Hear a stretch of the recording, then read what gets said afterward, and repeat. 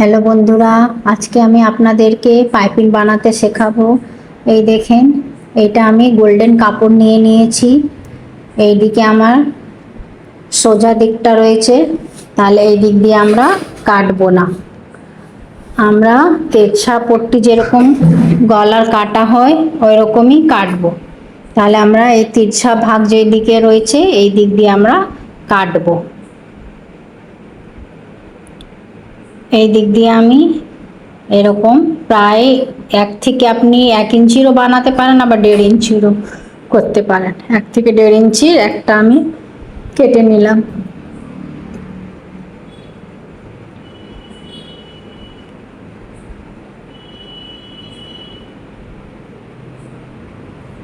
কেটে নিয়ে এরকম আপনি একটা দুটো কেটে নিতে পারেন। আমার একটাই লাগবে, ওই জন্য আমি একটাতেই কাটলাম, আর আপনাদেরকে ভাবলাম এই ভিডিওটা আপনাদের সঙ্গে শেয়ার করি। আগে আমি একদিকে এরকম ফোল্ড করে সেলাই করে নিব।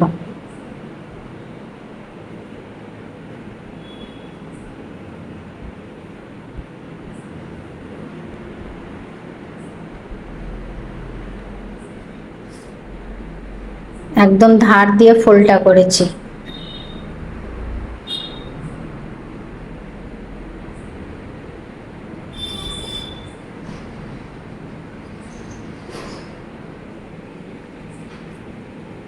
তারপরে আবার উল্টো দিক করে নিলাম। এবার আমরা চাপটা পাল্টে নিব। আমরা সিঙ্গেল চাপ লাগাবো। এটা হলো আমার দড়ি, এটা আমার হলো চাপ, আর আমরা এই ডবল চাপটাকে খুলে দিব। আপনার সিঙ্গেল চাপটা দুদিকেরই পাওয়া যায়। এবার আপনার যেই দিকে সুবিধা সেই দিকেরটা আপনি নেবেন। আমার ভিতর দিকেরটা চাপটা সবসময় সুবিধা হয়, ওর জন্য আমি বেশি এটাই ব্যবহার করি। এমনি আমার কাছে দুটোই চাপ রয়েছে, যখন যেটা দরকার লাগে সেটা আমি ব্যবহারটা করি।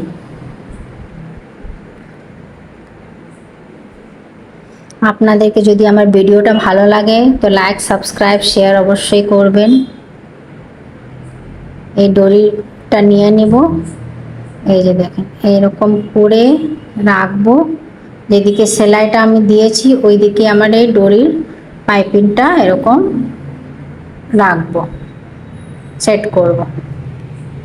সেট করে মেশিনে আগে একটু এই দড়ির উপরেও আমরা সেলাই দিয়ে দিব, যাতে টানলে আমার দড়িটা বেরিয়ে না পড়ে।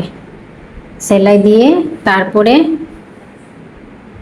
ঠিক দড়ির পাশ দিয়ে সেলাইটা দিতে থাকবো।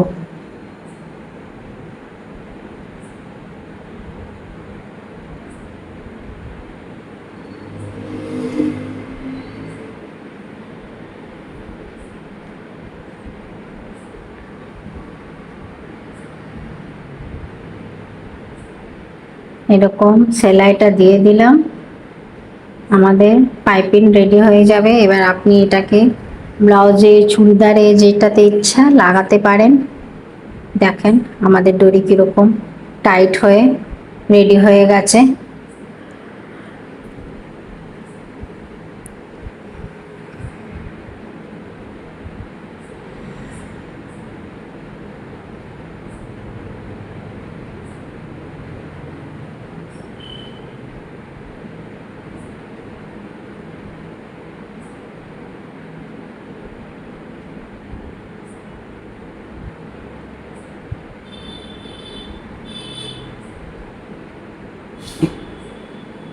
देखिए फ्रेंड्स, मेरी डोरी रेडी।